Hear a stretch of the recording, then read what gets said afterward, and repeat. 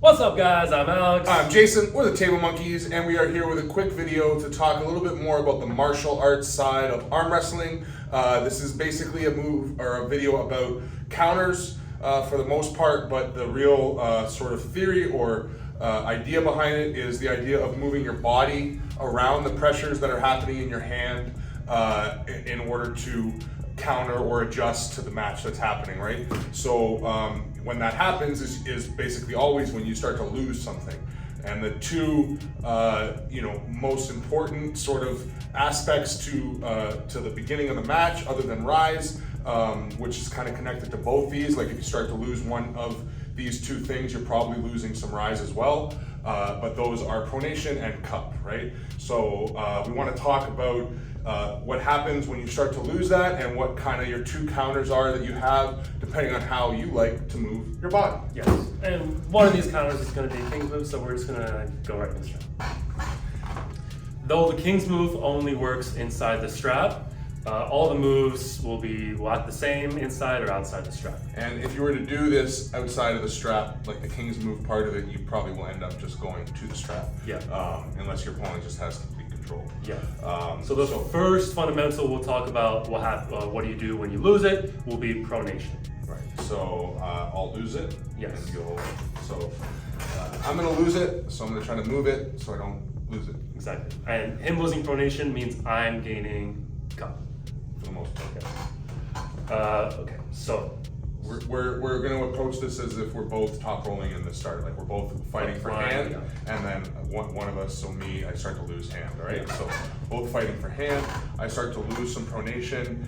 As soon as I feel my pronation going, this one I'm going to try to fight for a top roll. So I'm going to move with the pronation this way. So I feel the pronation going, I move my shoulder, so now in relevance to my shoulder, if I'm pulling back this way, which I should be the whole time, I have my pronation back. So you can see the difference here compared to my shoulder. My thumb is pointing this direction.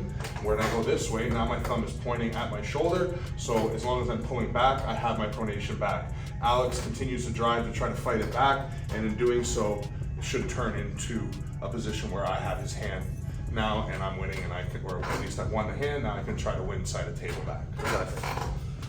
So that's one counter. That is a top roll counter when you lose your pronation. Now Jason's going to demonstrate a inside counter. Yeah, and again, this is you're going to choose this based on how you like to pull. So if you're a top roller, if you start to lose your thumb, start to train yourself to stay with your thumb and try to maintain that back pressure position. If you're somebody who likes to go inside, or you're good at committing your shoulder, then this one is going to be better for you.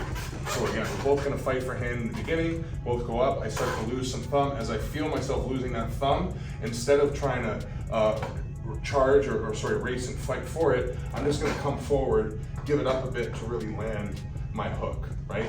So in the first one, I'm going with my thumb. Now I'm kind of going at my thumb, or like playing into the pressure that I'm losing.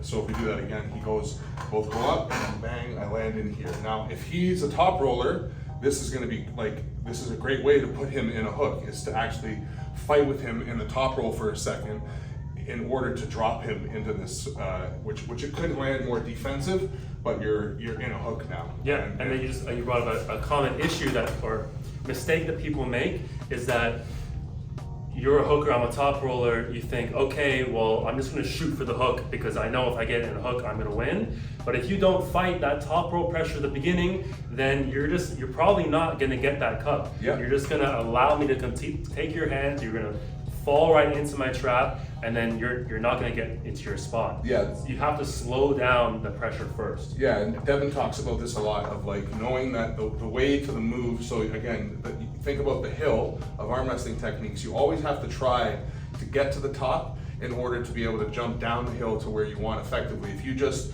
jump down to that part of the hill, your opponent is in control and on top the entire time. So like Alex just said, the best thing to do if you're a hook puller against a top roller is probably not just shoot for that hook, it's fight for that top roll first and then fall into the hook as it kind of the match goes there, right? Yeah. Exactly. So the next one, you'll lose your cup. Yeah, so we'll be going to the cup counters now. So me losing cup means that he's gaining pronation. And again, every one of these, we're starting both fighting for that high hook position, and then one of us will start to win fundamentals as the other one loses. Yeah, and just to clarify, high hook position means we're fighting for all the fundamentals, Yes. meaning rise, cup, and pronation. And trying to get inside our body. Yes. Yeah. Alright, so he starts going, I start to win the cup. And I'm gonna, from here, I'm gonna translate to a king's move, which means I'm gonna allow him to take my cup, but I'm gonna put all my eggs into the pronation basket and hold that, and that's gonna get the stop. Yeah.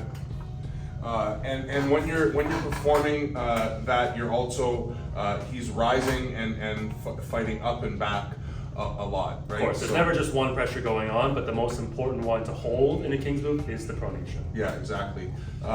So if we'll just run through that one more time. So again, we both fight high. He starts to lose his cup. As he does that, he's just going to fully commit outside, and yeah, I don't want to do any more of that because that hurts.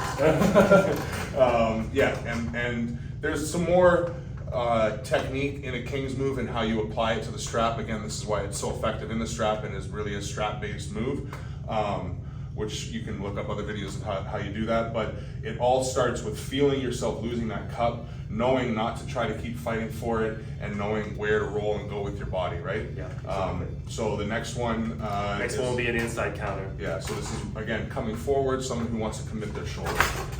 Fighting high, start to get that cup, and you're just gonna come forward, and now you're in a press. Yeah, exactly. So I've accepted the fact that I'm gonna lose my hand, and I've committed my shoulder so I can get my shoulder behind my hand and then engage my chest, my shoulder, my tricep to work into a flop press. Yeah, and that's why you'll even see people in a flop press. This is maybe the one move where you can, depending on your opponent, if your opponent really is not playing the game correctly either, where you can just fully commit to going to that spot, and like you see Camille recently, right? Like with this, like where he's starting with his wrist back, and people are like, they don't want that as much as they don't want him to start with his wrist bent. And a lot of that, again, which this is just a side note here, if you've seen our flop video, a lot of that is because once, like, if you know the guy is just gonna try to take your hand, and he's convinced that if he can just get enough of your hand, he'll stop that flop, well then for sure you can jump right there, because he's making the same mistake. He's not fighting for the position on the table. So again, if the high hook is all the fundamentals, the guy that's top rolling in that position is losing all his inside rotation, and in doing so is giving it up to try to win more hand, which is the wrong answer there. Exactly. Yeah. It's a chess match. You just gotta learn what the pieces do and how to move. Exactly. So obviously you've got to be proficient in all these counters that we're talking about, but that's what we strive to do. We strive to be good at the entire hill. So when presented with a challenge, we know what move to play. Yeah. But obviously take your time and then slowly learn the fundamentals and work your way to the other moves so that you can be a martial arm wrestler like us. Yeah. Well, why don't we run it like a kata and just go through all four as we outro here. Okay. All right. So start at the top.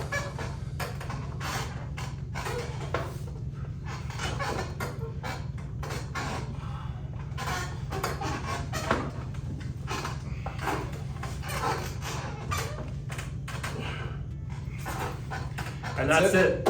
Hope you liked the video. Leave some feedback down in the comments. Like, comment, subscribe. No, you said that. All the things? Monkeys out. Peace.